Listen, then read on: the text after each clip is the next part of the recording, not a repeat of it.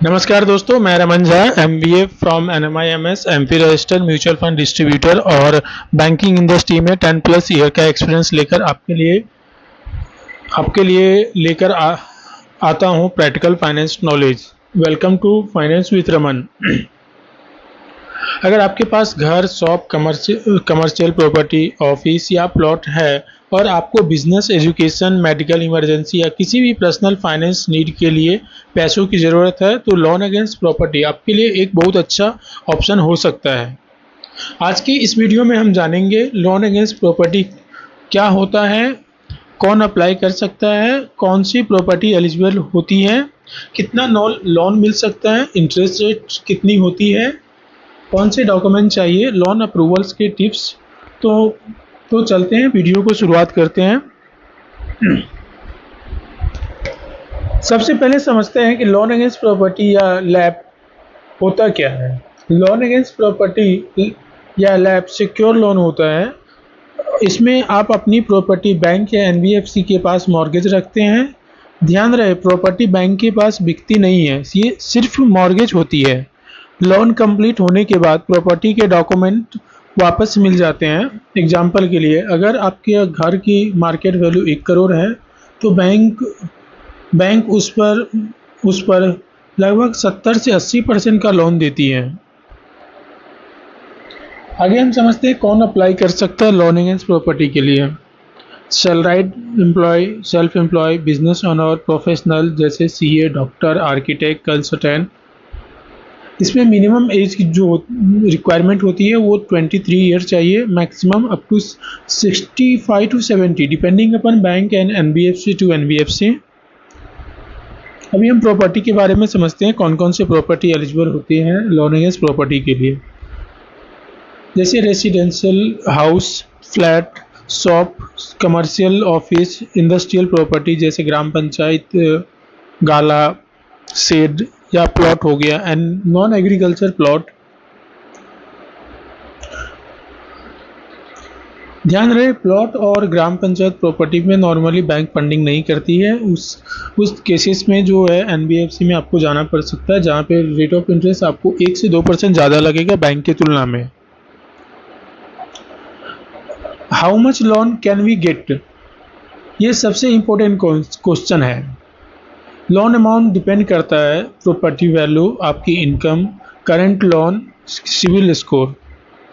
Generally मैंने अभी बताया, बैंक जो है अब 50 to 65 के बीच में करती है, NBFC 60 to 85 के बीच में करती है। फॉर एग्जांपल, आपका प्रॉपर्टी का वैल्यू 80 लाख है तो इस केसेस में आपको लोन जो मिलेगा अप्रॉक्स 50 to 60 लाख के बीच में आपको लोन मिलेगा। जो आपका फाइनल लोन का एलिजिबिलिटी होगा वो डिपेंड करेगा आपकी इनकम, प्रॉपर्टी वैल्यू और वो प्रॉपर्टी लीगल है या नहीं है, उसका टाइटल क्लियर है या नहीं है, वो प्रॉपर्टी पे कोई केस या लिटिगेशन चल रहा है क्या, ये सब देखने के बाद ही आपको उसका लोन अमाउंट फाइनल होगा। इंटरेस्ट रेट कितना होता है इसमें, जो इंटरेस्ट रेट करंट अभी देखें तो 8.25 से लेके अप्रॉक्स 12% के बीच में चल रहा है लोन अगेंस्ट प्रॉपर्टी का रेट ऑफ इंटरेस्ट। जो बैंक ऑफर करती है 8.1020 एंड NBFC जो ऑफर करती है 10 to 11%, बिटवीन 10 to 11% के बीच में। लोन टेन्योर कितना होता है, लोन टेन्योर नॉर्मली स्टार्ट होता है 5 साल से 20 साल के बीच में आप इसमें ले सकते हैं। और इसमें सबसे इम्पोर्टेंट चीज़ ये है कि आपको ये चीज़ देखना है कि आपका प्रॉपर्टी क्या है, आपकी प्रोफाइल क्या है, आप बिज़नेस क्या करते हैं, उसमें आपकी कितनी इनकम है, उसके अगेंस्ट में आपका EMI कितना है, आपका बैंकिंग में बैलेंस कितना रहता है, एवरेज बैलेंस कितना रहता है, ट्रांजैक्शन कितना हो रहा है, आप ITR फाइलिंग करते हैं या नहीं करते हैं। ये सबसे इम्पोर्टेंट चीज़ है। इसको समझे बिना आप कहीं भी आप फाइल लॉगिन करोगे तो आपका फाइल रिजेक्ट होगा, आपका जो कॉस्ट है, टाइम एंड कॉस्ट दोनों बर्बाद होगा, इससे कोई फ़ायदा नहीं होगा। अभी हम डॉक्यूमेंट के बारे में समझ लेते हैं। डॉक्यूमेंटेशन जो होता है वो नॉर्मल एज इट इज होता है जैसे बाकी के लोन प्रोडक्ट में होते हैं।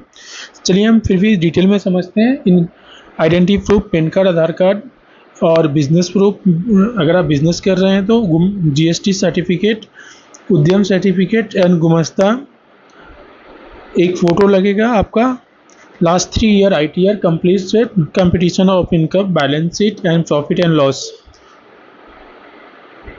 GST 3B last 1 year GST 3B और GST कर्जा करने के लिए आपको बैंक बोल सकती है। दूसरी चीज़ हो गई, अगर आप सेल्फ एम्प्लॉय, अगर आप सैलराइड है तो pan card, Aadhaar card, 3 month salary slip, 7 month bank statement, last 2 year form 16 and last 3 year job continuity proof.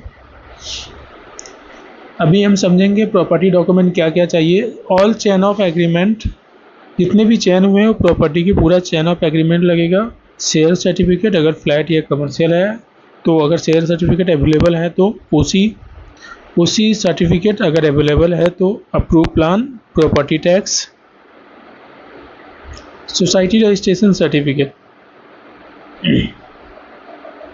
मैं आपको आज एक चीज़ क्लियर कर दे रहा हूँ, अगर आप कोई भी लोन अप्लाई कर रहे हो तो उसमें सबसे पहले आप ये देख लो आपकी प्रॉपर्टी क्या है, ग्राम पंचायत में है, रेसिडेंशियल है, फ्लैट है, उस पर बैंक लोन फंडिंग किसी ने लिया है नहीं लिया है, बैंक फंडिंग करती है कि नहीं करती है।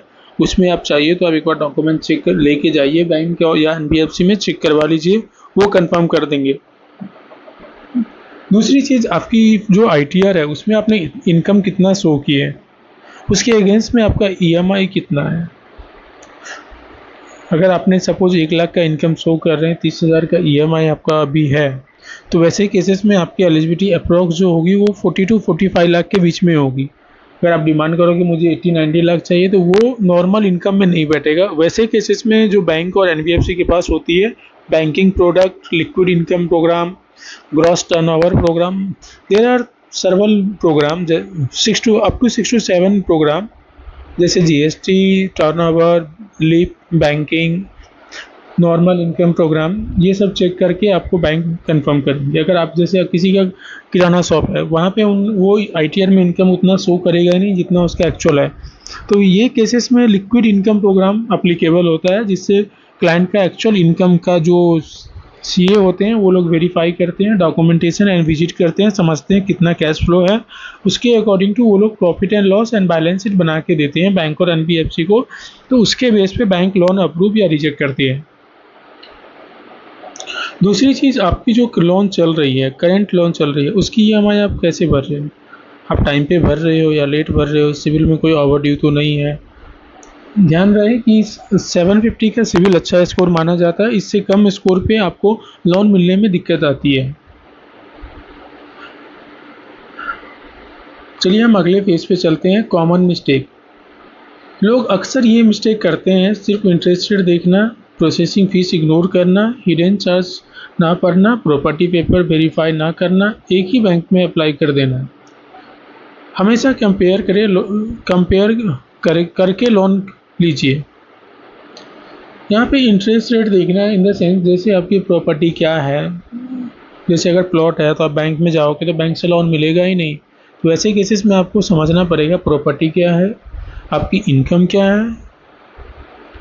यहाँ प्रोसेसिंग फीस जो होता है बैंक के तुलना में NBFC में थोड़ा सा हायर साइड होता है, approx 0.5%। Hidden charge in the sense, जैसे आपका ये लोन अगेंस्ट प्रॉपर्टी है, कोई भी लोन में जो EM होता है, equitable mortgage charge 0.3%, stamp duty, notice of intimation, franking and processing fees, cerci, ये चार्जेस होते हैं।